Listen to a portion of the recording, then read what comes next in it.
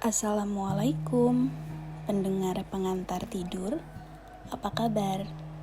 Hari ini saya akan membacakan sebuah kisah.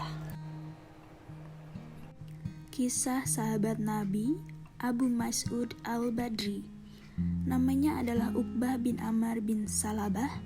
Kunyahnya Abu Mas'ud al-Badri. Dengan kunyah inilah ia lebih dikenal. Gelaran al-Badri adalah gelaran terhormat. Mengapa? Karena diperuntukkan untuk mereka yang turut serta dalam perang Badar, yang Allah Ta'ala berfirman tentang mereka, "Lakukanlah apapun yang kalian suka, sungguh aku telah mengampuni kalian." Hadis riwayat Al-Bukhari dalam Sahihnya nomor 4890. Menurut sebagian sejarawan, gelaran Al-Badri pada Abu Mas'ud berbeda.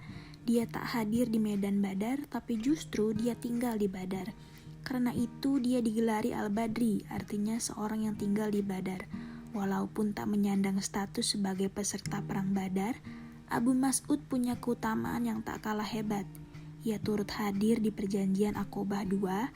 Ia orang termuda yang hadir di sana. Tak serta dalam perang Badar, Abu Mas'ud tak ketinggalan di perang Uhud dan perang-perang lainnya. Pendapat lain mengatakan dia turut serta dalam perang Badar. Karena itu digelari Al-Badri.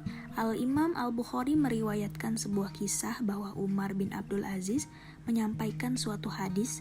Al-Mughirah bin Syu'bah pernah mengakhirkan pekerjaan sholat asar. Saat itu ia menjabat sebagai gubernur Kufah. Lalu Abu Mas'ud Uqbah bin Amr al-Ansari, kakek dari Zaid bin Hasan, dan Abu Mas'ud ini turut serta dalam perang Badar.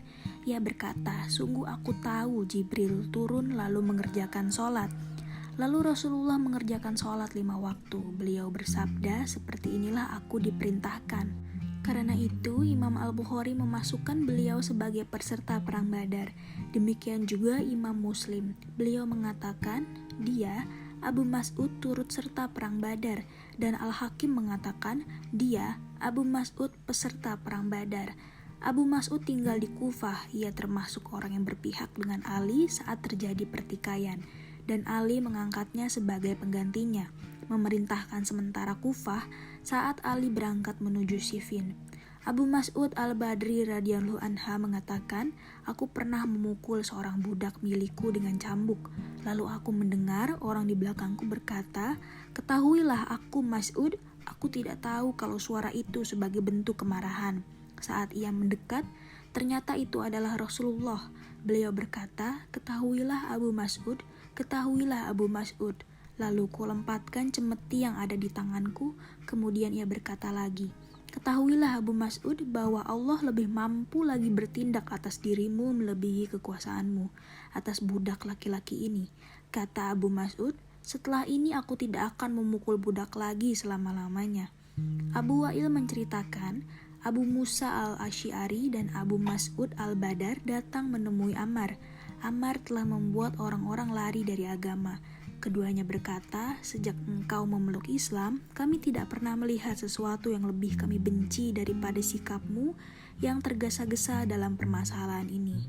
Ammar menjawab, "Sejak kalian berdua memeluk Islam, aku tak pernah melihat sesuatu yang lebih kubenci daripada sikap kalian yang terlalu santai menyikapi hal ini." Kemudian Ammar memberi pakaian kepada keduanya, lalu mereka keluar untuk sholat Jumat. Para sahabat memiliki perbedaan istijad dalam menyikapi sesuatu.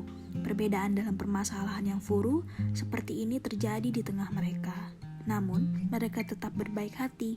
Dikritik pun mereka tetap memberi hadiah. Haman bin Al-Harits berkata, "Huzaifah sholat mengimami kami. Ia sholat di tempat yang tinggi dan sujud di tempat tersebut." Lalu Abu Mas'ud al-Badri menariknya. Huzaifah menurutinya. Saat selesai sholat, Abu Mas'ud berkata, "Bukankah kita dilarang melakukan ini?" Huzaifah menjawab, "Kau juga telah melihat kalau aku menurutimu." Menunjukkan sikap para sahabat yang cepat sekali kembali pada kebenaran, menerima nasihat, dan tidak merasa malu dan gengsi ketika dinasihati, walaupun di hadapan orang banyak. Abu Mas'ud al-Badri juga mengaji para tabi'in tentang sholat Rasulullah SAW. Dari Atta, dari Salim Abu Abdullah, dari Uqbah bin Amr, Abu Mas'ud al-Badri, dia berkata, maukah kalian aku ajari cara sholat yang pernah kulihat dari Rasulullah SAW? Kami menjawab, tentu. Lalu ia berdiri. Ketika hendak ruku, ia letakkan kedua telapak tangannya pada dua lututnya dengan meregangkan jari-jarinya di kedua lututnya. Ia merenggangkan kedua sikunya menjauh dari kedua sisi perutnya.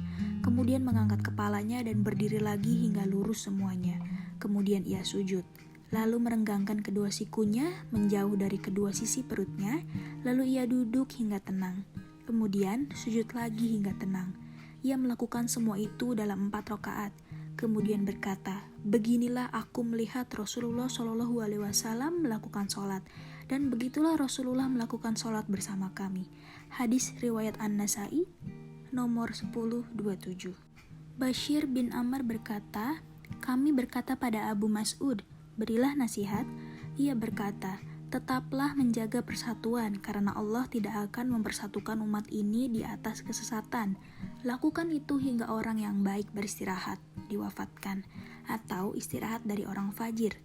Meriwayatkan hadis, di antara hadis yang diriwayatkan oleh Abu Mas'ud Uqbah bin Amr al-Badri radhiyallahu anha adalah, sesungguhnya termasuk yang diketahui manusia dari ucapan kenabian terdahulu, apabila kamu tidak tahu malu, maka lakukanlah semaumu. Hadis riwayat Al-Bukhari 3483. Malu adalah rasa khawatir seseorang terhadap sesuatu yang buruk, sehingga ia tinggalkan. Akhlak malu ini diajarkan sejak dulu. Amanan terpuji yang merupakan ajaran semua nabi. Setiap nabi memotivasi umatnya untuk memiliki rasa malu. Meskipun kita ketahui syariat seorang nabi menghapus sebagian hukum syariat nabi sebelumnya, namun akhlak malu senantiasa terus diajarkan. Tentu ini menunjukkan betapa utamanya malu dan betapa butuhnya manusia terhadap sifat ini. Kedua, yang menjadi imam adalah seseorang yang paling hafal Al-Quran. Kalau hafalannya sama, maka yang paling berilmu tentang sunnah. Kalau sama juga dalam hal ini, yang paling dulu hijrah. Kalau sama juga dalam hijrah, mana yang lebih dulu memeluk Islam. Janganlah seseorang menjadi imam di tempat kekuasaan orang lain, dan jangan juga duduk di rumah seseorang di tempat kehormatannya, kecuali dengan izin orang tersebut. Hadis riwayat Muslim 673. Inilah kriteria-kriteria siapakah yang lebih layak untuk dijadikan imam di tengah masyarakat. Dan masih ada hadis-hadis lain yang diriwayatkan Abu Mas'ud Uqbah bin Amr al-Badri radhiyallahu anha. Sejarawan berbeda pendapat tentang tahun wafatnya Abu Mas'ud. Ada yang mengatakan tahun 40 Hijriah dan ada juga yang berpendapat setelah tahun 40 Hijriah. Karena Abu Mas'ud sempat menjumpai kepemimpinan Al-Mughirah bin Syu'bah di Kufah dan itu terjadi setelah tahun 40 Hijriah. Ada yang berpendapat ia wafat di Kufah, ada pula yang menyatakan di Madinah. Demikian kisah sahabat Nabi Abu Mas'ud al-Badri, semoga bermanfaat. Wassalamualaikum warahmatullahi wabarakatuh.